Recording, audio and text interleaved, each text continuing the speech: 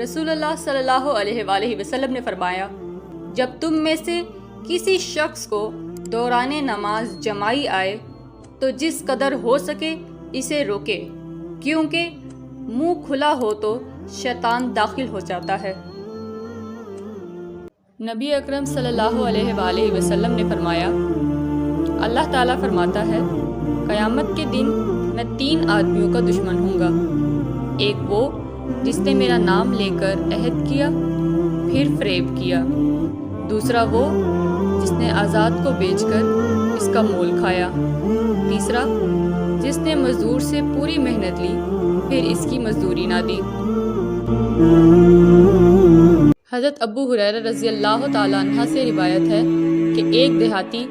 نبی اکرم صلی اللہ علیہ وآلہ وسلم کے پاس آیا اور کہنے لگا، مجھے ایسے کسی کام کی رہنمائی فرمائیں جس کو اگر میں کروں تو جنت میں داخل ہو جاؤں۔ آپ صلی اللہ علیہ وآلہ وسلم نے فرمایا، اللہ کی عبادت کرو، اس کے ساتھ کسی کو شریک نہ کرو، اور فرض نماز قائم کرو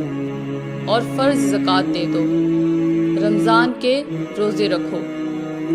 وہ دیہاتی کہنے لگا، قسم اس کی جس کے ہاتھ میں میری جان ہے، میں اس پر کوئی اضافہ نہیں کروں گا۔ جب وہ پیٹھ موڑ کر چلا تو نبی اکرم صلی اللہ علیہ وآلہ وسلم نے فرمایا، اگر کوئی ایسے شخص کو دیکھنا چاہے جو جنت والوں میں سے ہو تو وہ اس شخص کو دیکھ لے۔